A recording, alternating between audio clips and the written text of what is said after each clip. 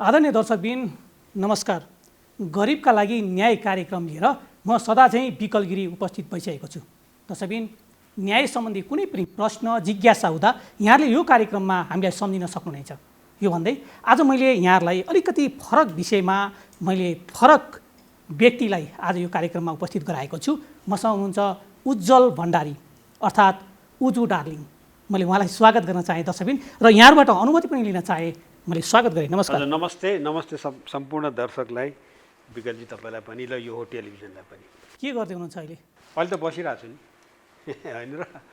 यो मैले यहाँलाई यो कार्यक्रममा बोलाउनुको मेन उद्देश्य भनेको मेरो दर्शकलाई हँसाउनु भन्दा पनि वास्तविक एउटा गरिब कलाकारले आफ्नो कला क्षेत्रमा आउनलाई उसले गर्ने योगदानमा कतिको महत्त्वपूर्ण भूमिका रहनेछ यहाँको विचारमा? उसले गर्ने योगदान उसले जस्तो गरिब भएकै कारणले एउटा यहाँलाई सानो कुरा मैले फेरि दोहोऱ्याउन चाहेँ। जो गरिब छ उसैलाई चाहिँ बढी खेलकुदप्रति मोह हुनु, अलिकति त्यहाँ मोह हुनु, अनि जो गरिब छ उसलाई चाहिँ कलाकार बनेर ठुलो एउटा स्टार कलाकार बन्नु उसको इच्छाका कुराहरू हुन्छन्।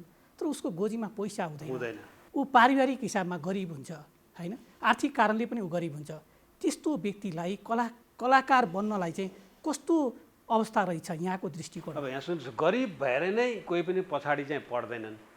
त्यो चाहिँ आफूले आफूलाई हीन भावना लिनु हो होइन। तर गाह्रो त अवश्य हुन्छ। जस्तो तपाईँको पकेटमा चाहिँ 1000 रुपियाँ छ होइन, र तपाईँ बस चढ्न ट्याक्सी चढ्न सक्नुहुन्छ। कुनै गरिबको पकेटमा चाहिँ 10 रुपियाँ पनि छैन भने ऊ चाहिँ बस चढेर त्यो स्टुडियोसम्म पनि जान सक्दैन, र त्यो खेलकुद खेलाउने ठाउँ स्टेडियमसम्म पनि जान सक्दैन, र त्यहाँबाट ऊ पछि पर्न सक्छ। तर यो भन्नुको मतलब यो होइन कि ऊ कलाकारै हुन सक्दैन, खेलाडी नै हुन सक्दैन, मन्त्री प्रधानमन्त्री नै हुन सक्दैन होइन, त्यो होइन। तर गाह्रो चाहिँ अवश्य हुन्छ। जस्तो म एक्जाम्पल दिन्छु। हजुरको घर कहाँ? मेरो मोरङ पर्यो। मोरङ होइन।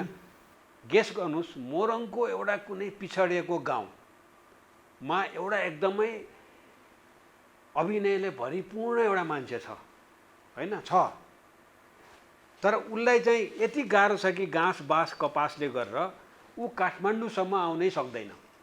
र सबै प्लेटफर्म कहाँ छ भन्नुहोस् त अहिले? राजधानीमा छ, सेन्ट्रलाइज छ होइन। ऊ यहीँ आउन सक्दैन, र त्यहाँ गाउँमा मात्रै उसले नाचेर नौटङ्की देखाएर त केही हुँदैन नि। एक्टिङ गरेर टिकटकमा फेसबुकमा राखेर मात्रै त भएन। उसलाई एक्चुअल प्लेटफर्म तपाईँको जस्तो यो र कुनै टेलिभिजन, कुनै सिनेमा, कसैले कुनै डाइरेक्टर त भेट्नु पऱ्यो नि होइन। हो त्यहाँसम्म आउने उसको गोजीमा पैसै छैन भने उसको लागि सबभन्दा ठुलो विडम्बना त्यही हो। तर मैले यहाँ केही विषयमा अलिकति जान्न चाहेँ। के थियो हिजोको दिनमा पैसा नभएर अभिनय गर्न नसकेको अवस्थाहरू, या पैसै नभएका कारणले यहाँलाई भएका पीडाहरू केही छन्? एकदम तपाईँले थाहा पाएको जस्तो गरी सोध्नुभयो होइन। जस्तो सडक नाटकबाट सुरु गर्छु म होइन। मैले जहाँसम्म सुने हजुर पनि कलाकार हो, कुनै बेला सडक नाटकमा खेल्नु भएको थियो। हामीले सर्वनामबाट सडक नाटक खेल्यौँ। अशेष मल्ल थियौँ, त्यसपछि हाम्रा साथीहरू सरोज कनाल, सुनिल पोखरेल सबै सडक नाटकबाट आयो। हामी त्यति बेला हामी गोजीबाट पैसा निकाल्थ्यौँ होइन, र खेल्थ्यौँ। सडक नाटक किन खेल्यो भन्नु त हामीले? के सडकमा चाहिँ गएर रहर हो र? होइन, पैसा नभएर। हामीसित रङ्गमञ्च हायर गर्ने पैसा थिएन, मेकअप गर्ने, लिपस्टिक पाउडर लाउने पैसा थिएन, हामीसित वस्त्र लाउने पैसा थिएन नाटकको लागि चाहिने। अनि कसरी गर्ने त, आफ्नो अभिनय कसरी देखाउने भनेपछि हामीले के छलफल गऱ्यौँ भने अब फ्रीमा देखाउने, सडकमा गएर देखाउने, पैसा चाहिँदैन भनेपछि अनि हामीले त्यसरी सडक नाटक सुरुवात गरेको हो होइन। हाम्रो अवस्था त्यो थियो। र मेरो भन्नुहुन्छ भने म काठमाडौँको मान्छे हो, म जमलमा जन्मेको हो, हामी राम्रो परिवारको हो, तर हाम्रो परिवार धेरै होइन। र मलाई पनि दुःख थियो होइन। म पनि पसलै थापेर आएको मान्छे हो, दुःखै गरेर आएको मान्छे हो, र यहाँसम्म आइपुगेँ होइन। यदि मसँग पनि त्यति बेला पैसा भए म पुना इन्स्टिच्युटमा जान्थेँ होला, बम्बई होइन, पुनामा बम्बईमा जान्थेँ होला होइन, अथवा त्योभन्दा ठुलो प्लेटफर्ममा गएर ट्रेनिङ लिएर उतैको आर्टिस्ट, उतैको डाइरेक्टर हुन्थ्यो होला। त्योबाट त म पछाडि परेँ नि होइन। तर I am happy, I am celebrity in Nepal. यहाँलाई मैले एउटा हरेक व्यक्तिलाई सोध्ने प्रश्न हो, के गरिबले न्याय पाएका होलान् नेपालमा यहाँले हेर्दाखेरि? एकदम गाह्रो प्रश्न हो। सबभन्दा न्याय नपाउने नै गरिबले हो नि। किनभने उनीहरूको पहुँच हुँदैन, उनीहरूसित पैसा हुँदैन। दुईवटा चिज चाहिन्छ क्या न्याय पाउनलाई, कि पहुँच हुनु पऱ्यो, अर्को पर्नै चाहियो, पैसा चाहियो। दुइटै नभएपछि त न्याय कसरी पाउँछन्?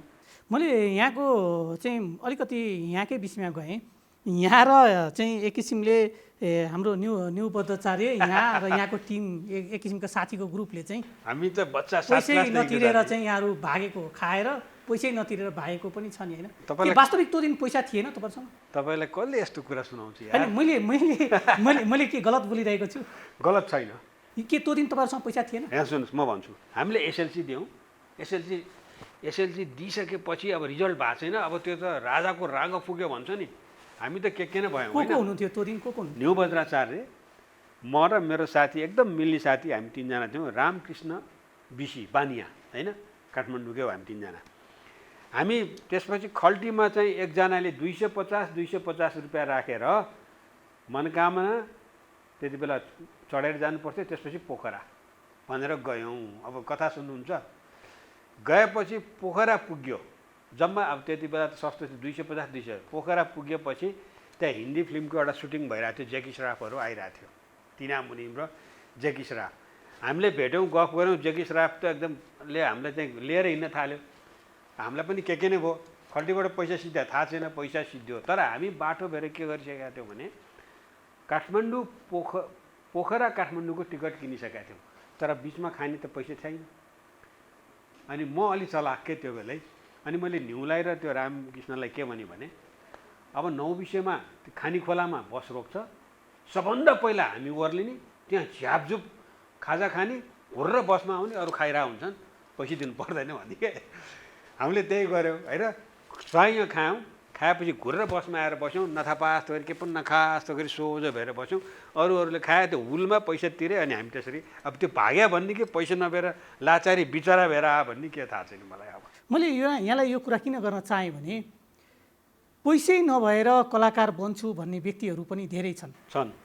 उनीहरूसँग प्रतिभा छ, तर आर्थिक पक्षमा उनीहरू कमजोर छन्।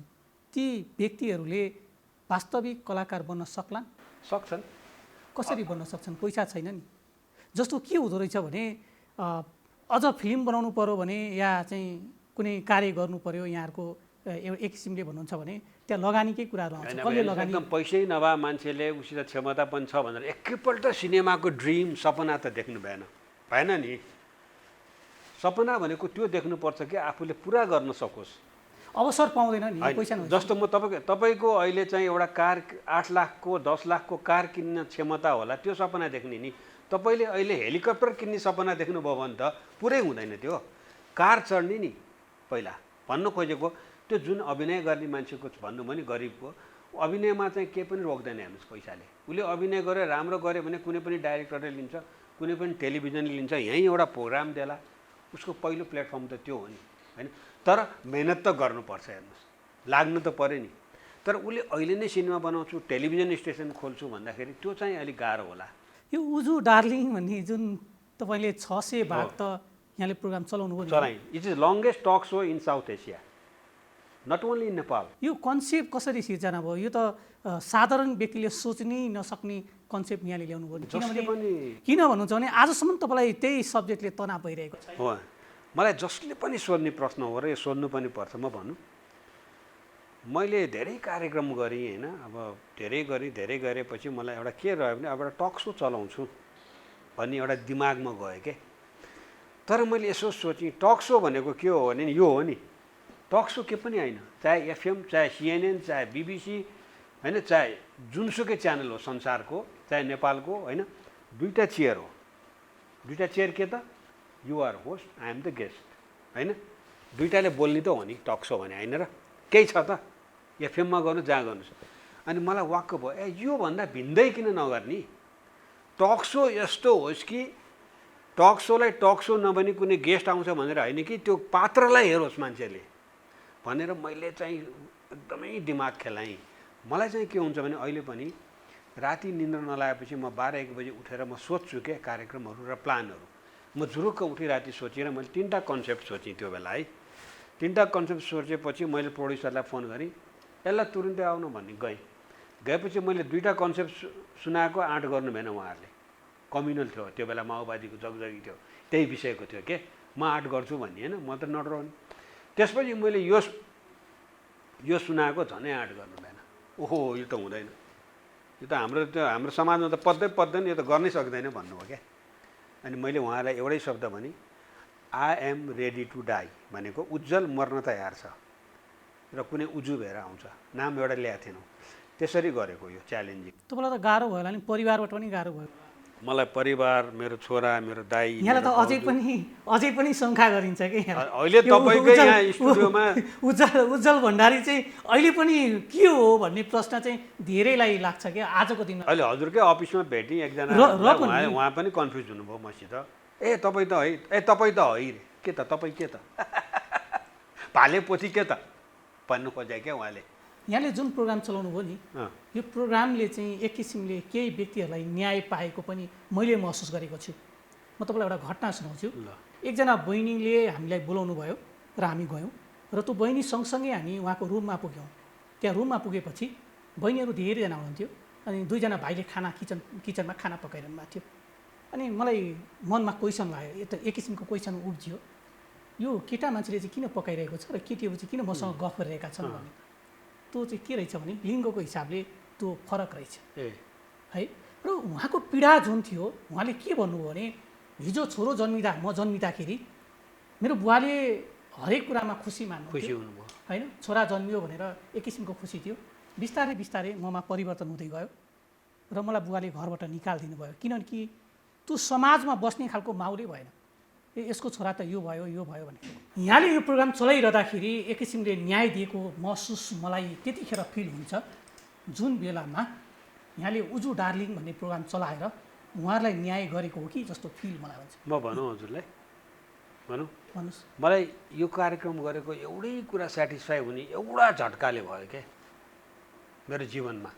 मैले 600 एपिसोड गरेँ होइन, धेरै रिस्क थियो नि होइन यो प्रोग्राम चलाउन। धेरै रिस्क, म रिस्कको कुरा गर्छु, मैले हरेक इन्टरभ्यूमा भन्छु र म भन्नु पनि पर्छ र म भन्छु यो कुरा, किनभने आज भनेको कुरा इतिहास हुन्छ क्या भोलि मैले हेर्दाखेरि होइन, र यो आर्काइभमा बस्छ, लाइब्रेरीमा बस्छ होइन, हो कि होइन भन्नु न। कुनैले रिसर्च गर्दाखेरि पनि यो तपाईँको यो भिडियो हेरेर काम आओस् न तपाईँको र म दरबार मार्ग किङसवेमा हिँडिरहेको थिएँ होइन, मास्क लाएर, त्यो बेला कोभिडले होइन, हामी मास्क लाउँछौँ नि कलाकारहरू होइन, हिँडिरहँदाखेरि मेरो हात च्याप्पो समाउनु भयो पछाडिबाट दुईजना महिला अथवा कोही भनौँ न, च्याप्पो समातेपछि उजु चाहिँ होइन भन्नुभयो क्या, यसरी उजु चाहिँ होइन, म त चिन्छु नि तपाईँहरूलाई भन्नुभयो। कसरी चिन्नु मास्क, तपाईँ मास्क लगाए पनि नलाए पनि यतिले चिनिहाल्छु नि म गर्नुभयो होइन। अनि उहाँहरूले भनेको के भने पहिला छ नि, हामी गाउँ जाँदाखेरि नि के हिजडा आयो रे, छक्का आयो रे, चाहिने नचाहिने कुरा भन्थ्यो के, अहिले त उजु डार्लिङ गरेपछि त सबैले डार्लिङ आयो भन्छन् रे। हेर्नुहोस् त, मैले उहाँहरूलाई डार्लिङ त बनाएँ नि होइन र, शब्दले नि। डार्लिङ भनेको त सबैको प्रिय हो नि। You can call your daughter to darling, your wife, your mother, your father, me, him whatever, जसलाई पनि डार्लिङ भन्न सकिन्छ नि, राम्रो शब्द हो नि, प्रिय शब्द हो नि। आजकल त हामीले डार्लिङ आयो भन्छन् रे के उजु डार्लिङ। अनि मैले ओहो मेरो काम चाहिँ मैले चाहिँ केही गरेछु, मलाई के पनि चाहिँदैन, मेरो पुरस्कारै यही हो, मलाई तकमा चाहिँदैन भनेर त्यति बेला मैले सोचेको हो क्या। धेरै गाह्रो भयो होइन यहाँलाई प्रोग्राम गरेपछि? किनकि यहाँको छोराले पनि स्कुलमा चाहिँ बुवा स्कुल नआइदिनुहोस् भन्थ्यो भन्ने कुरा आएको छैन। ओ पहिला भर्खर प्रोग्राम सुरु गरेँ, त्यति बेला म वनस्थलीमा बस्थेँ। अनि बस छुट्ने के हुने, कहिले बाइकमा कहिले गाडीमा, प्राय गाडीमा लग्दाखेरि बालोटार पर्थ्यो। स्कुलभित्र त्यत्रो कम्पाउन्ड थियो, उसले जहिले पनि मलाई बाहिरै ओह्राल्थ्यो क्या, ओर्लिन्थ्यो। पापा म यहीँ ओर्लिन्छु, म ती बाटोबाट घुमाउनु पर्ने, भित्र आउनै दिन्थ्यो उसले। एक दिन होइन, 2 दिन होइन, जहिले पनि त्यस्तो भएपछि त भएन भनेर म स्कुल छिरेँ। स्कुलको प्रिन्सिपल मैले चिनेको, उसको नाम विजय। विजय के हो यार यो छोरो त बाहिरै छोरोको चाहिँ। अनि उसले मलाई अङ्कल किन नआइछ, कहाँ अङ्कल, हजुरलाई त्यहाँ उजु डार्लिङ भन्छ नि, उजु डार्लिङको छोरा भनेर चिन्छ भनेर भनेको रे भन्थ्यो क्या। बच्चालाई ग्लानी हेर्नुहोस् है, त्यो भयो नि।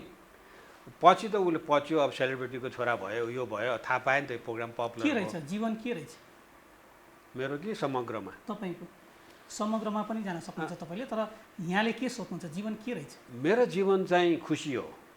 मलाई सोध्नुहुन्छ भने मेरो जीवन चाहिँ सन्तुष्टि हो, मेरो जीवन चाहिँ खुसी हो। मलाई चाहिँ हाँसो किन्न मन लाग्छ। मलाई कुन बेला जीवन खुसी हुन्छ भने नि मैले फुटपाथमा अथवा कहीँ पनि हिँड्दाखेरि मैले मेरो गोजीबाट 10 रुपियाँ होस् र मेरो क्षमता अनुसारको 1000 रुपियाँ होस् होइन, चाहे वेटरलाई होस्, चाहे रिक्सावालालाई होस्, चाहे ट्याक्सी ड्राइभरलाई होस्, चाहे कसैलाई पनि मैले 10 रुपियाँ टिप्स अथवा केही पनि र केही दिँदाखेरि एउटा मकैको घोगा किनेर दिँदाखेरि ऊ हाँस्छ नि, त्यो बाटोमा हिँड्ने त्यो गाउँमा हिँड्ने बच्चाहरू हाँस्छन् नि, त्यो हाँसो मैले किन्छु। बुझ्नुभयो तपाईँले मेरो कुरा? अहिले गहिरो भइका हो।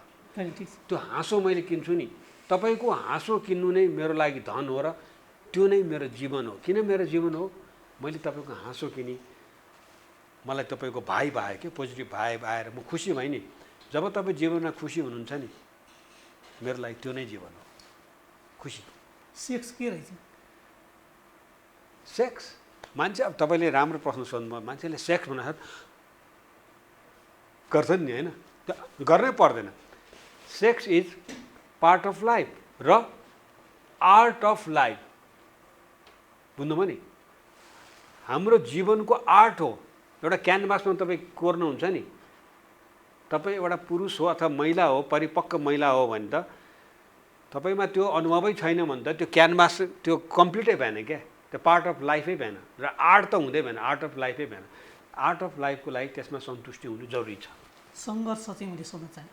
सङ्घर्ष त हेर्नुहोस्, अब कस्तोलाई सङ्घर्ष भन्ने, म चाहिँ जहिले पनि कसरी सङ्घर्षलाई हेर्छु भने नि म आफूभन्दा माथिको मान्छेको सङ्घर्ष कहिले पनि हेर्दिनँ। उसको सङ्घर्ष एउटा लेभलको हुन्छ क्या। मैले अघि भने नि उसले हेलिकप्टर किन्न नसकेको, कार किन्न नसकेको सङ्घर्ष हुन्छ, त्यो मेरो लागि सङ्घर्ष होइन। म त आफू मभन्दा तलको साथी भाइ अथवा कोही छन् उनीहरूलाई हेर्छु, ए सङ्घर्ष त त्यो पो हो, मलाई त राम्रो छ नि होइन।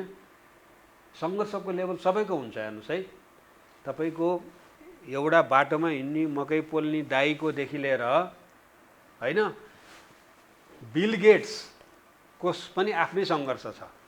हाम्रो प्रधानमन्त्री केपीजी ओलीको आफ्नै सङ्घर्ष छ, मेरो आफ्नै छ, तपाईँको आफ्नै छ। त्यो सङ्घर्षलाई कसरी ट्याकल गर्ने त्यो मात्रै हो। 600 भागसम्म प्रोग्राम चलाइसकेपछि यहाँ त एक किसिमले नेपाली जनताले मन पराएको व्यक्ति, नेपाली टेलिभिजनका दर्शकले मन पराएको व्यक्ति किन यहाँले चाहिँ नेपालै छोडेर विदेशिनु पर्यो? म छोडेको छ र नेपाल, अहिले त युएसमा बसिरहनु भएको छ नि। हेर्नुहोस् यस्तो छ होइन, म तपाईँलाई एक कुरा, राम्रो प्रश्न हो। म किन गएँ, मलाई कुरामा कहिलेकाहीँ ग्लानी पनि हुन्छ। त्यही भएर म धेरै समय विदेशमा अमेरिकामा भए पनि नेपालमै छु, मैले कार्यक्रम यहीँ गरिरहेको छु, मेरो व्यापार यही छ होइन। म जहिले पनि के सोध्छु भने मलाई यो देशले जन्मायो, मेरो सम्पत्ति भनेको मेरो फ्यानहरू हो, मेरो सम्पत्ति भनेको नेपाली जनताहरू हो। उनीहरू नभएको भए म धनी हुन्न थिएँ। धनी भनेको म सेलिब्रेटी हुन्न थिएँ होइन, त्यो अर्थमा धनी भनेको। र उनीहरूको लागि मैले न्याय गर्नुपर्छ र म त्यसको लागि जहिले पनि कार्यक्रम गरिरहेकै हुन्छु र गर्छु पनि। र मलाई यो कुरा चाहिँ कहाँ खड्किन्छ भने म जब विदेशमा हुन्छ नि त्यति बेला चाहिँ खड्किन्छ। झसङ्ग हुन्छु कहिले, म त उनीहरूको लागि हो नि, मलाई जसले बनाएको उनीहरूलाई छोडेर आएँ नि। तर हामी जहाँ भए पनि गरी तरा हुन्छौँ नि होइन र देशको लागि। के छ यहाँको योजनाहरू? फेरि नेपाली अब छ, यहाँ त विदेशै जान खोज्दै हुन्छ फेरि पनि होइन, जान त परिहाल्छ। हेर्नुहोस् मेरो डकुमेन्टेसनै त्यस्तो छ होइन, तपाईँलाई थाहा छ नि। म बेला बेलामा छिरिरहनु पर्ने हुन्छ, जाने आउने गरिरहनु पर्ने हुन्छ होइन। अब व्यापार यतै छ होइन। अब मैले उजुडालिङ पो बन्द गरेँ, मैले अरू त मेरो दिमागमा कतिवटा प्रोजेक्ट छ नि, गर्छु म। मलाई एउटा कुरा चाहिँ यहाँसँग फेरि पनि गर्न मन लाग्यो। के लाग्छ जस्तो अन्तर्वार्ता लिइरहेको व्यक्तिलाई चाहिँ आज मैले यसरी केही क्वेसनहरू गर्दाखेरि कस्तो फिल भयो यहाँलाई? जस्तो यहाँले त धेरैजनासँग बसेर यसरी नै गफ गरिरहनु भएको थियो। मलाई कस्तो हुँदो रहेछ भने नि, कस्तो फिल? कहिलेकाहीँ चाहिँ म तपाईँले कुरा गराउनु भएको छ, म उजुडालिङ भएर तपाईँले सोधिरहेको हो कि जस्तो पनि हुँदो रहेछ क्या। हो भने अघि मैले एक्टिङ गरेँ नि भने नि, त्यो एउटा ह्याङओभर भन्छ नि, जस्तो म त पिउँदिनँ होइन। पिउनेहरूले बेलुका टन्न पियो भने भोलिपल्ट बिहानसम्म ह्याङओभर हुन्छ। त्यो ह्याङओभर हुनु पनि पर्छ, अन्त किन पिउने। जस्तो मलाई पनि त्यो आर्टको ह्याङओभर छ क्या, उजुडालिङको। तपाईँले बोलिरहनु भएको छ नि, सोधिरहनु भएको छ नि, मेरो यसो हेर्छु क्या, मेरो बस्तर त यस्तै छ, यसरी सोध्ने हो कि कतै मैले पोसाक पनि त्यही त लाएको छैन भनेर हेर्नु हेर्ने होइन। त्यो त्यो ह्याङओभर हो, त्यो 6 माहमा त्यो हुन्छ। के भन्नुहुन्छ गरिबका लागि न्याय कार्यक्रममा यहाँले मैले बोलाएर वास्तविक गरिबहरूले न्याय नपाएको अवस्थामा चाहिँ आज मैले यो कार्यक्रममा विषयवस्तुभन्दा फरक व्यक्तिलाई ल्याएर यो विषयमा गफ गरिरहँदाखेरि कस्तो फिल गरिन्छ? मलाई एकदमै यो प्रोग्राम तपाईँले भिन्न प्रोग्राममा ल्याउनु भयो के, जुन यो म आउने प्रोग्रामै होइन, म भनेको म जस्तो मान्छे आउने प्रोग्रामै होइन, तपाईँको प्रोग्रामको छुट्टै एउटा छ, आफ्नै माइलेज छ होइन। मैले यहाँलाई ल्याएको कारण चाहिँ मैले अघि भने नि, मैले बुझेँ। एउटा बच्चा जो हिजो छोरा भएर जन्मेको थियो, उनी छोरी भए बढ्दै जाँदाखेरि त्यो अवस्थामा यहाँको जुन प्रोग्राम थियो नि, त्यो प्रोग्रामले चाहिँ धेरै ठुलो शिक्षा दिएको अवस्था छ। मलाई खुसी लाग्यो मलाई। त्यो कन्सेप्ट लिएर आएर तपाईँ जस्तो व्यक्तिले अरूले पनि त त्यो प्रोग्राम ल्याउन सक्थे नि होइन? होला ल्याउला नि, यस्तै होइन? त्यो विषयवस्तुमै टच भएका व्यक्तिले पनि त ल्याउन सक्थे। हो, म भनौँ यो कुरा भएको थियो, जस्तो मैले जुन कार्यक्रम गरेँ नि उजु डार्लिङ, ट्रान्सजेन्डर भएर गरेँ होइन, तेस्रो लिङ्गी भएर गरेँ। तर कुनै पनि तेस्रो लिङ्गी मान्छे होइन, हो कि न, ट्रान्सजेन्डरै भएर उजु डार्लिङै भएर गऱ्यो भने त्यो प्रोग्राम चल्दैन। हेर्नुहोस् किन हेर्ने?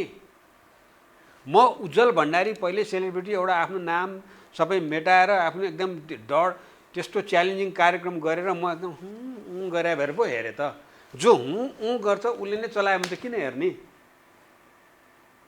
होइन? ल होइन, मलाई त्यस्तो लाग्छ। जाँदा जाँदै केही भन्नुहुन्छ?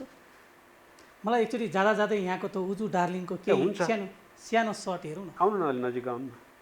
लाग्दा ला त अब लाग्ने भइहाल्यो नि। के हो अझै पनि शङ्काको तपाईँलाई अझै के हो भने चाहिँ अब मैले शङ्काको विषय छ। हेर्नुहोस्, नागरिकतामा त पुरुषै लेखाएको छ, देखाइ।